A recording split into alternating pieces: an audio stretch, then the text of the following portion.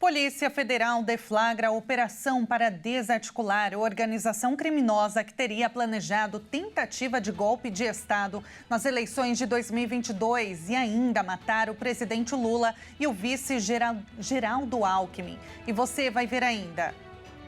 No G20, presidente Lula defende taxação dos super ricos e de reformulação das instituições globais.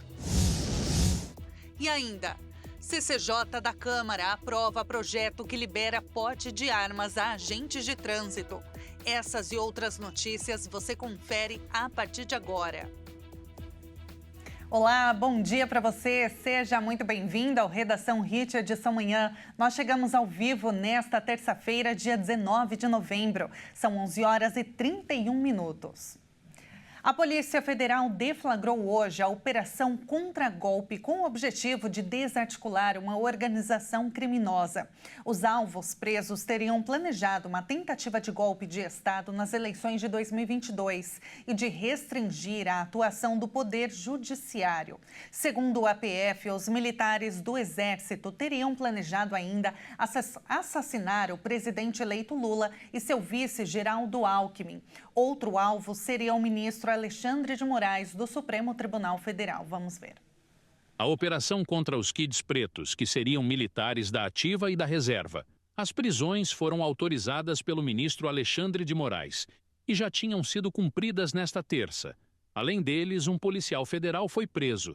Os mandados são cumpridos em 3 estados do país e no Distrito Federal. Segundo a PF, havia um planejamento operacional denominado Punhal Verde e Amarelo para matar o presidente Lula e seu vice, Geraldo Alckmin, além do ministro Alexandre de Moraes, do Supremo Tribunal Federal. A ação estava programada para o dia 15 de dezembro de 2022. Um dos presos foi secretário executivo da Secretaria-Geral da Presidência da República e, atualmente, é assessor do deputado e ex-ministro da Saúde Eduardo Pazuello. A operação, intitulada Contra-Golpe, acontece no âmbito do inquérito que apura a tentativa de golpe de Estado e a sequência de atos antidemocráticos promovidos ao longo do processo eleitoral e que culminaram nos atos extremistas de 8 de janeiro de 2023.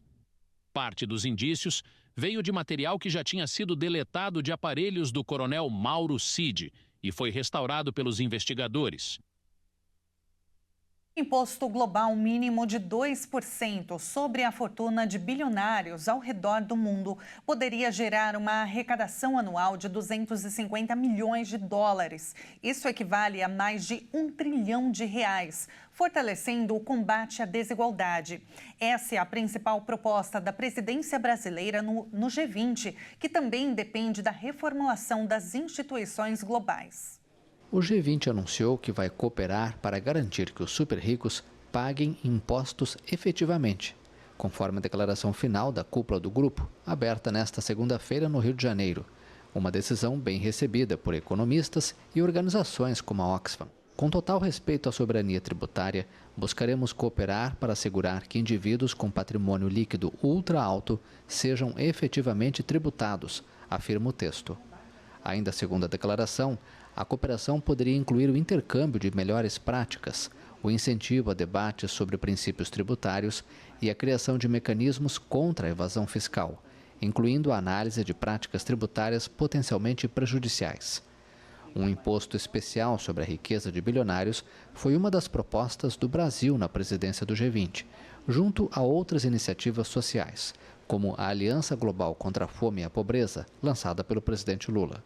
Na cúpula do G20, no Rio de Janeiro, o presidente Lula destacou que taxar os indivíduos ultra-ricos pode gerar investimentos para enfrentar os desafios sociais e ambientais do nosso tempo. O presidente afirmou que a proposta também depende da reformulação das instituições globais. A cooperação tributária internacional é crucial para reduzir desigualdades. Estudos encomendados pela trilha de finanças do G20 são reveladores. Uma taxação de 2% sobre o patrimônio de indivíduos super ricos poderia gerar recursos da ordem de 250 bilhões de dólares por ano para serem investidos no enfrentamento dos desafios sociais e ambientais do nosso tempo. O G20 também alertou que novas tecnologias, como a inteligência artificial, contribuem de forma dramática para a desinformação e o discurso de ódio, segundo a declaração final. O segundo e último dia da reunião da cúpula do G20 no Rio de Janeiro hoje vai ser marcado por discussões sobre transição energética, agendas bilaterais, além da transmissão da presidência rotativa do grupo das principais economias do mundo. O presidente Lula se encontra reservadamente com líderes de 4 países. Todos esses compromissos acontecem no Museu de Arte Moderna, na região central da capital fluminense. E para trazer uma análise sobre as propostas apresentadas no G20, vamos conversar agora ao vivo com Matheus Souza, que é professor de Diplomacia e Política Externa Brasileira do Bacharelado em Relações Internacionais da Universidade do Estado do Pará. Bom dia, professor. Seja muito bem-vindo ao jornalismo da Hit TV. Bom dia, Tabata. Eu que agradeço pelo convite, pela oportunidade de falar contigo e com tua audiência. A gente que agradece, professor. Olha, na noite de ontem foi anunciado que os membros do G20 aprovaram a declaração final da cúpula que acontece no Rio. O documento, ele reafirmou o compromisso do bloco com os objetivos de sustentabilidade postos pelo Acordo de Paris e cita ainda esforços para fortalecer a Assembleia Geral e o Conselho de Segurança da ONU. Quais outros pontos, professor, da declaração assinada merecem destaque? Olha, me parece que um ponto fortíssimo é o que a própria reportagem já trouxe, né, sobre essa iniciativa acerca da necessidade de buscar reduzir a fome e a pobreza no mundo. Então, essa aliança global que está sendo proposta, foi proposta pela presidência brasileira, é um ponto forte, além de questões mais especificamente voltadas para a proteção e preservação do meio ambiente, mudanças climáticas e sustentabilidade, algo que vai se conectar diretamente com outro grande evento que o Brasil sediará em 2025, aqui em Belém, que é a COP30. Então, é uma agenda que se mostra com alguns resultados promissores. Agora, vamos aguardar para ver se essas articulações, de fato, vão se traduzir em ações concretas nos próximos anos. Pois é, professor, esse texto, ele falando sobre a taxação dos super ricos, né, ele cita ainda que é necessário respeitar a soberania fiscal de cada país. O ministro da Secretaria de Comunicação da Presidência, Paulo Pimenta, disse ontem que a introdução dessa taxação na declaração final dos líderes do G20 será uma grande vitória do Brasil. Segundo ele, o país trabalhou sobre esse tema durante todo o ano. Na sua análise, professor, o Brasil acerta nesse ponto durante o evento? Me parece que é um acerto, sim, especialmente por conta do apoio angariado à iniciativa proposta. De fato, essa questão da soberania relativa às questões fiscais, etc., dos países, está diretamente relacionada à proposta de desenvolvimento encabeçada pelo Brasil durante a sua presidência do G20. Porque, por exemplo, muitos países enfrentam inúmeras dificuldades, inclusive o próprio Brasil, em face das necessidades de pagamento das dívidas internacionais, dos juros, etc. E muitas vezes esses repasses para arcar com esses compromissos internacionais acabam lesando outras dimensões atinentes ao próprio desenvolvimento nacional, seja na dimensão do combate à fome e à pobreza, seja na dimensão dos incentivos às iniciativas econômicas, industriais, etc. Então, é uma iniciativa que me parece articulada com os interesses, especialmente dos países em desenvolvimento, mas, mais uma vez, reforço, é um primeiro passo. A necessidade, todavia, é de avaliarmos, verificarmos, acompanharmos para ver se essas negociações e esses compromissos assumidos serão traduzidos, de fato, em ações concretas ao longo dos próximos anos, né? Pois é, se isso vai, né, professor, ter efeito na prática mesmo, ou se vai ficar somente em declarações, né? Agora, outra questão que chamou muito a atenção ontem, durante a abertura, professor, foi a presença do presidente argentino Javier Milei. Inclusive, o cumprimento frio mas de certa forma respeitoso, né? Entre ele e o presidente Lula na chegada do evento. Vocês estão vendo aí na tela o vídeo da chegada do Milei no MAN. Até ontem, professora, havia dúvida sobre se a Argentina assinaria a declaração final da cúpula ou se iria aderir ao texto com ressalvas. Para alívio, né, do governo brasileiro, apesar da resistência até o último momento, a Argentina anunciou que assinou o documento, mas que rejeita os trechos que falam sobre a intervenção estatal para enfrentar a fome. E a Argentina foi o último integrante do G20 a tomar essa decisão. Por que essa mudança na postura do presidente Javier Milei, professor? Olha, um primeiro aspecto se refere especificamente às convenções internacionais acerca dos protocolos diplomáticos. Então, quando a gente observa essa chegada do Milei, o cumprimento do Lula a ele e vice-versa, a rigor, quem está ali se cumprimentando são os dois países, eles apenas como representantes, né? É claro que o Lula recebeu mais calorosamente outras lideranças mundiais por conta das questões políticas de hora, né? Mas, evidentemente, a existência dessas convenções serve justamente para situações como essas, né? Para que sejam respeitadas as autoridades representativas de cada nação, a despeito das oscilações dos humores políticos em cada momento, né?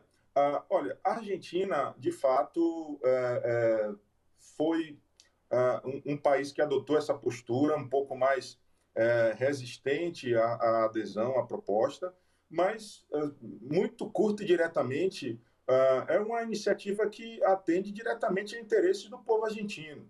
A Argentina, como sabemos, está passando por algumas dificuldades, inclusive com o aumento do número de pessoas na faixa de pobreza, né? Então, a despeito das ressalvas, a rigor, né, há uma necessidade da Argentina de contribuir, de colaborar, de cooperar, de receber cooperação e iniciativas como essa.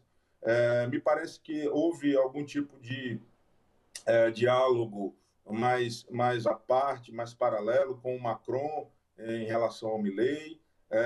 Alguns veículos ventilaram a possibilidade de que o Macron facilitou aí esse convencimento da parte argentina, mas a despeito desse breve bloqueio, ou melhor dizendo, desse breve entrave, a adesão aconteceu, o que é um indicativo de que a articulação foi um sucesso dessa presidência do Brasil.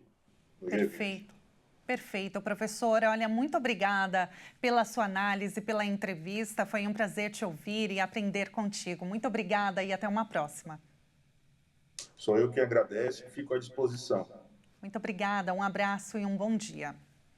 E veja a seguir, CCJ da Câmara aprova projeto que libera porte de armas a agentes de trânsito. E agora, imagens ao vivo do Rio de Janeiro, onde acontece o G20, 26 graus por lá, céu limpo. Nós voltamos já já.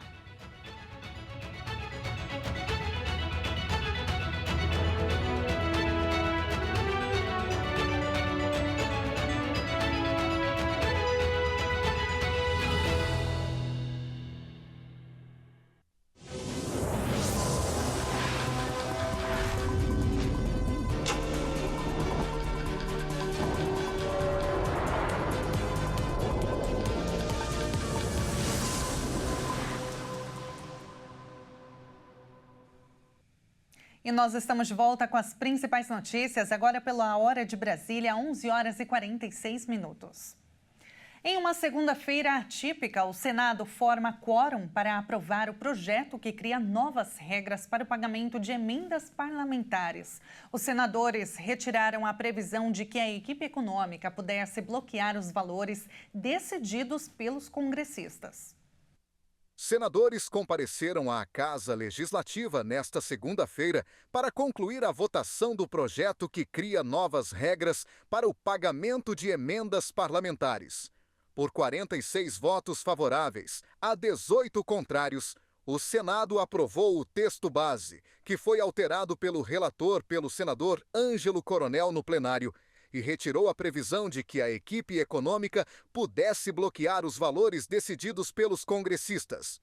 Além do governo não poder fazer o bloqueio, o relator do Senado também ampliou de 8 para 10 as emendas de bancadas estaduais, com a possibilidade de haver ainda mais 3 para obras inacabadas. Uma delas prevê como devem ser calculado o reajuste das emendas anualmente.